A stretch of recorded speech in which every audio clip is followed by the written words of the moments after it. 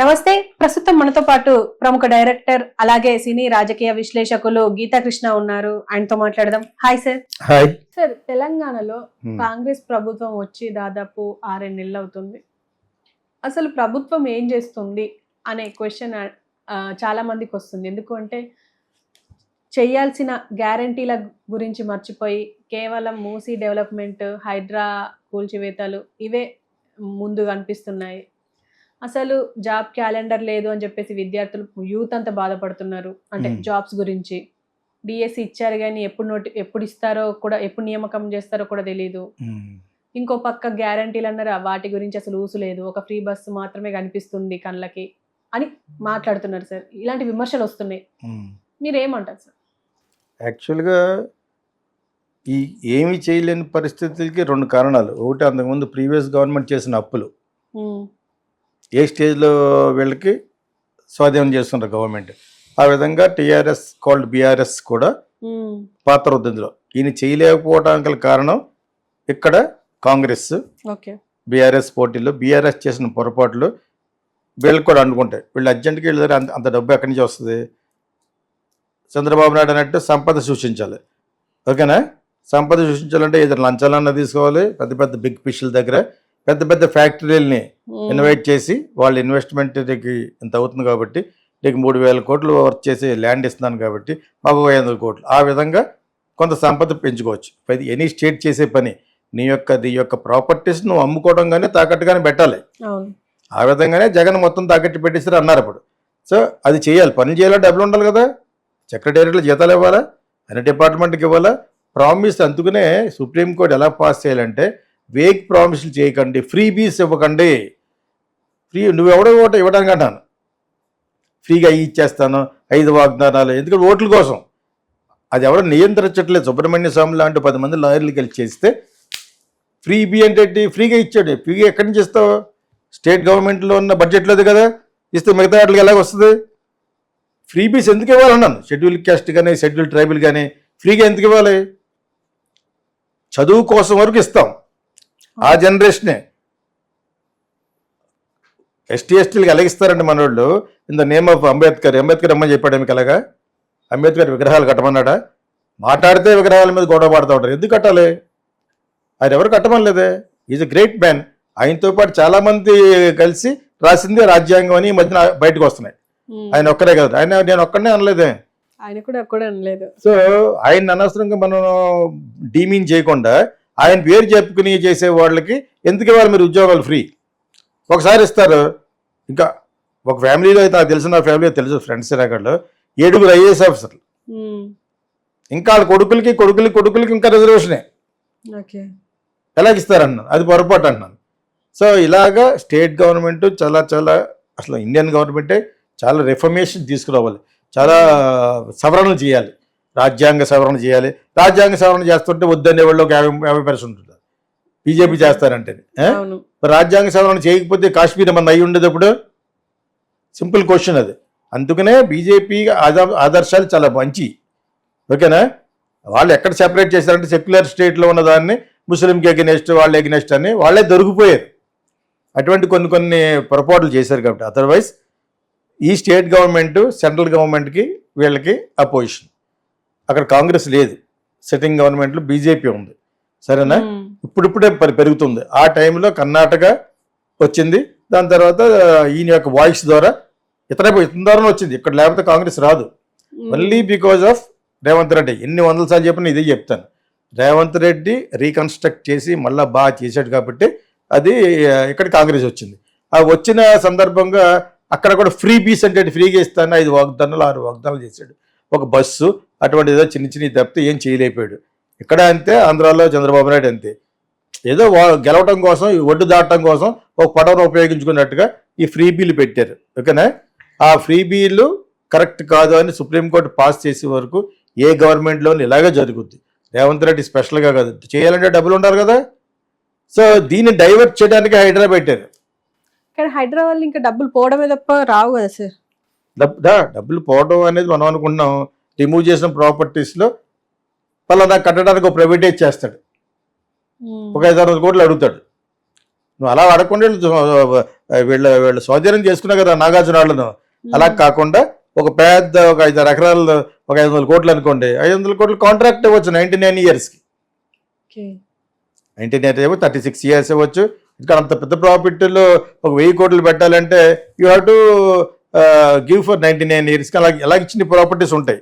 ఇంకా చాలా ఉంటాయి. గవర్నమెంట్కి ఆ ప్లాన్ ఆఫ్ యాక్షన్కి ఇవ్వడానికి ఎంతమంది బిజినెస్ మేధావులు ఉంటారు బ్యూరోక్రాట్స్లోనే, కమర్షియల్గా ఐడియాస్ ఇవ్వమంటేనే. అవి హైడ్రా వలన జనాలు బాధపడేది ఎక్కడ?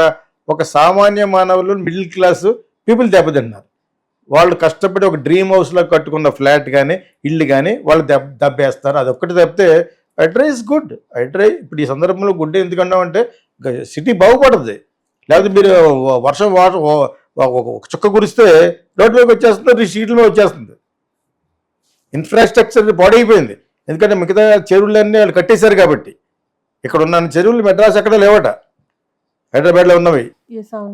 మరి అటువంటి దాన్ని వీళ్ళు ఇంకా మంచిదే. కాకపోతే అది సామాన్యమైన యొక్క పొట్ట కొట్టి వాళ్ళ యొక్క ఆర్తనాదాలకి ఇదవుతుందని చెప్పేసి మనం ఇందాక క్వశ్చన్లో చెప్పాం. బట్ హియర్ ప్రభుత్వం ఎటు వెళ్తున్న వాళ్ళను దీన్ని ఆసరాగా తీసుకుని హైడ్రాలో జరిగిన శోకాన్ని ఆధారంగా తీసుకుని బీఆర్ఎస్ మళ్ళీ పుంజుకుంటాం.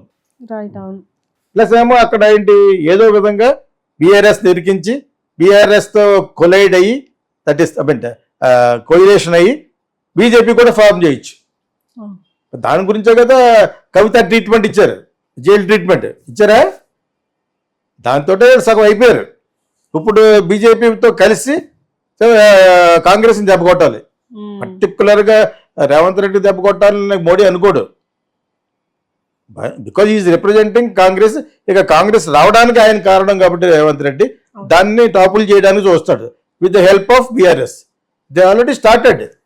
నువ్వు కన్స్ట్రక్ట్ చేస్తున్నావా లేకపోతే పడగొడుతున్నావా, నువ్వు అభివృద్ధి చేస్తున్నావా లేకపోతే ఇలాగ తెలంగాణని దెబ్బేస్తున్నావని హరీష్ రావు ఆల్రెడీ మాట్లాడుతున్నాడు. వాళ్ళు కూడా గుడ్ స్పీకర్సే కదా.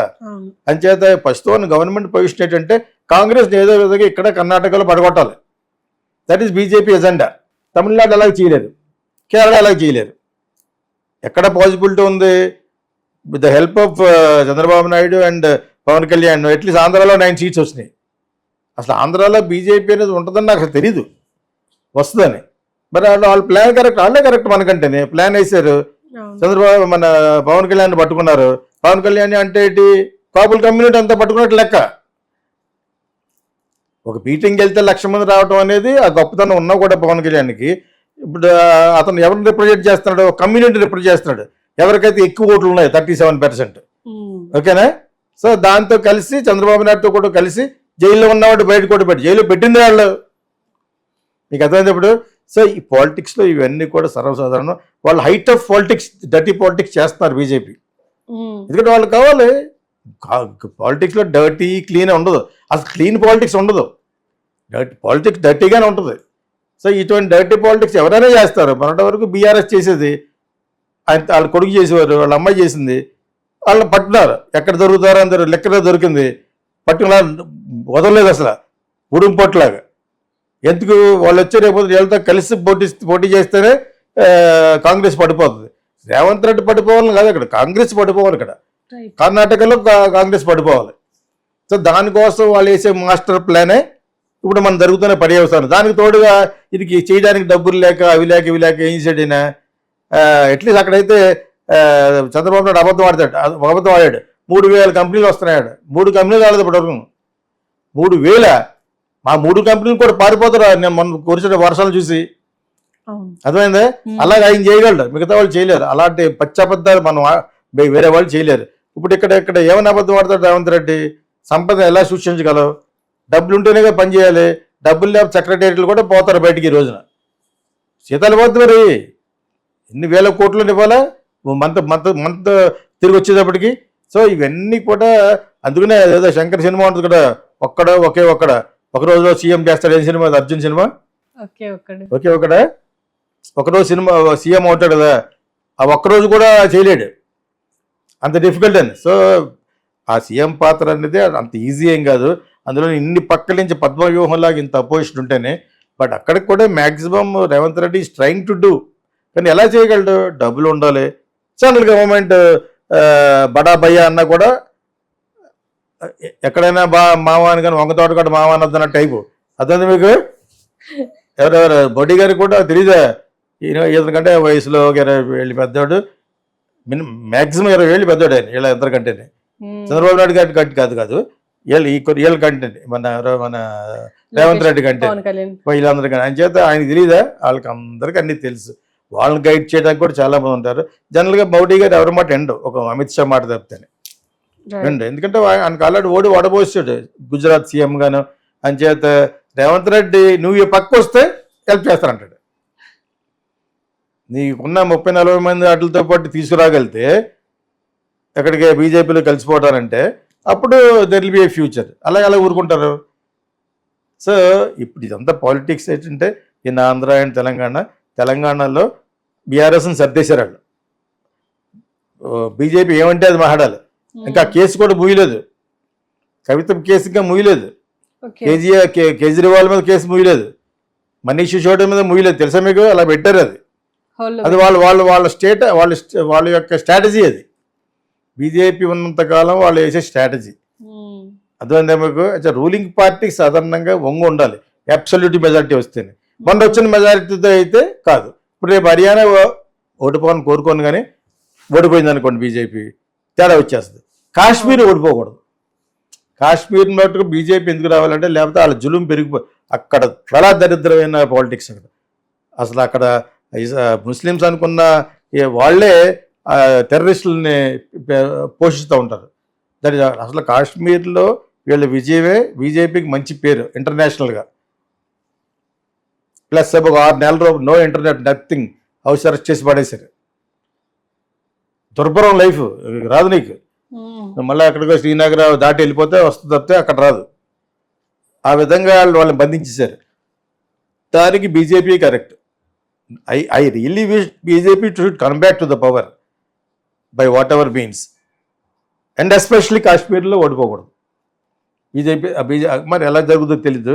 వాళ్ళే చాలా సంకటంలో ఉన్నారు ఈ టైంలో.